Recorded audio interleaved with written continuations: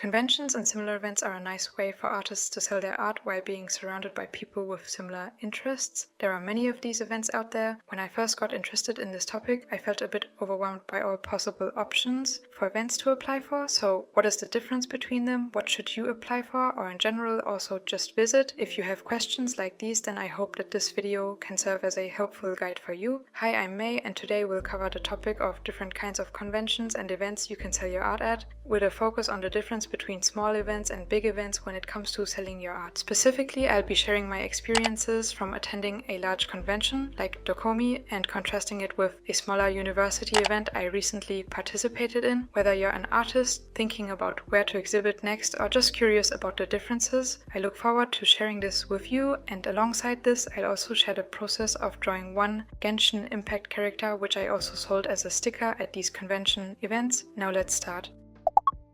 Let's start by talking about the scale of these events. Dokomi is one of the largest anime conventions in Germany, attracting tens of thousands of visitors. The university event, on the other hand, was a much smaller affair with maybe about 100 attendees. The sheer number of people at Dokomi can be overwhelming but also exciting. There's a constant flow of potential customers, which is good for exposure. At the university event, while there were fewer people, the interactions felt more personal and less rushed.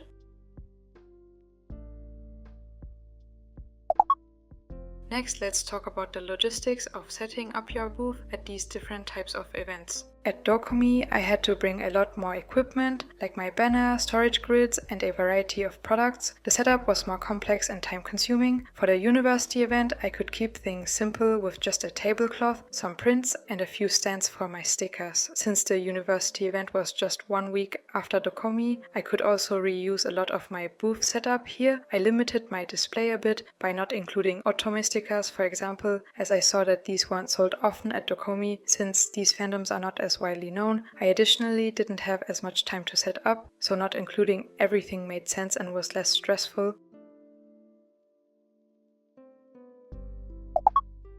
One of the biggest differences between the two events is the audience and how it affects your sales. At Dokomi, I met many different people that were interested in different fandoms, and the sheer volume of attendees meant I made more sales. However, there was more competition. There, for example, are many artists selling Genshin Impact fan art. At the university event, the sales were more modest, but at events like these you have a bigger chance of really connecting with people, which can be very rewarding.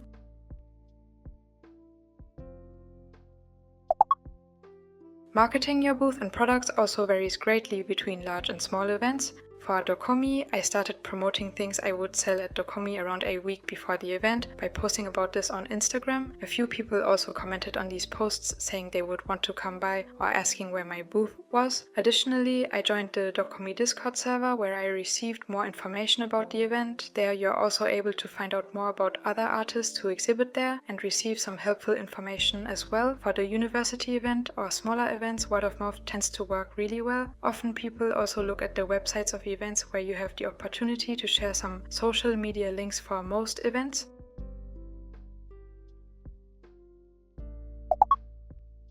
Every event comes with its own set of challenges and learning opportunities. Here's what I learned from both. At Dokomi, the biggest challenge was keeping up with the fast pace. Most people wanted to make most of their time at the convention since there was so much to see, so they did not have all day to just spend time at one booth. I learned the importance of having a well-organized booth and being able to process transactions quickly. The high competition taught me that having unique products and strong branding is important. At the university event, the lower foot traffic led to me not having to worry about being really fast or organize my inventory as often. However, it did of course also not lead to as many sales, but I made use of the time there by bringing my laptop and working a bit during my downtime while still appearing open and looking at people that would be walking by. Usually events like these also offer less space than bigger ones, which leads to you having to be more creative with your display.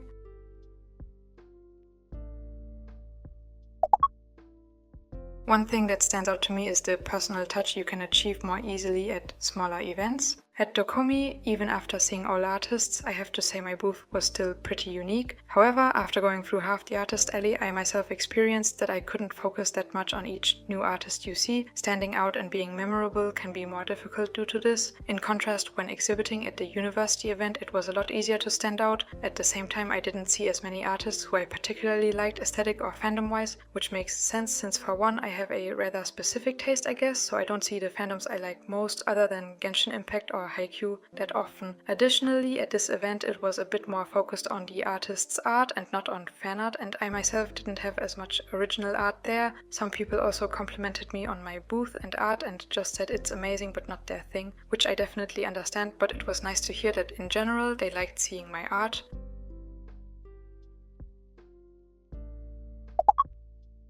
So what can you learn from my experiences at these different types of events? Understand what each event offers and what you want to achieve. Tailor your setup, products, and marketing to the event's scale and audience. Each event has unique challenges, so be ready to adapt and learn on the go. While Dokomi was amazing for exposure and you have a lot of potential for profiting for sales, it's also a much bigger investment of money and time. The smaller university event was less stressful, and as I didn't have to pay for booth fees, a pretty relaxing experience with lower stakes. Whether big or small, every interaction counts, make the most of them. In the end, both big and small events have their own unique advantages and challenges. By understanding these differences and preparing accordingly, you can make the most out of any event you choose to attend. Whether you're aiming for the high energy and large crowds of a big convention like Dokomi or the personal touch and intimate atmosphere of a smaller event, there's always something valuable to gain.